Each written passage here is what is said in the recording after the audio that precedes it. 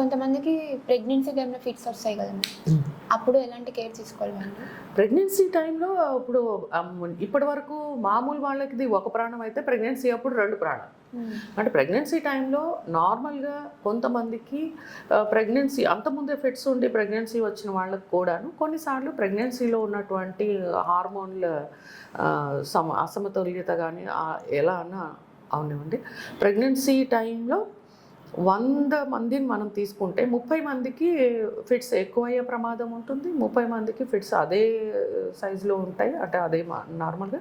కొంతమందికి fits frequency తగ్గుతుంది. So pregnancy టైంలో ఎటువంటి మెడిసిన్ వాడాలో, ఎటువంటి మందులు తల్లికి మరి బిడ్డకు సేఫ్గా ఉంటాయో అటువంటివి మేము ప్రిస్క్రైబ్ చేయడం జరుగుతుంది. కాబట్టి pregnancy is nothing separate from normal epilepsy.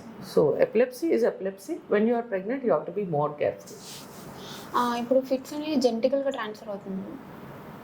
కొన్ని కండిషన్స్ ఉన్నాయమ్మా, కొన్ని జెనెటిక్గా వచ్చేటువంటివి ఉన్నాయి. కానీ జెనెటిక్ కండిషన్స్ అనేవి మొదట్లోనే మొదలవుతాయి. అంటే పుట్టిన మొదటి సంవత్సరాల్లోనే మొదలయ్యేవి సాధారణంగా జెనెటిక్ ఫిట్స్.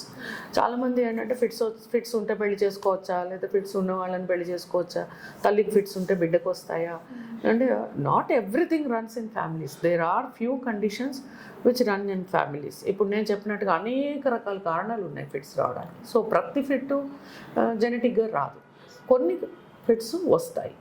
అవి ముందుగానే మేము తల్లిదండ్రులకు చెప్తాం, ఇవి జెనెటిక్గా వచ్చేటువంటి కాబట్టి మీరు చూడాలి.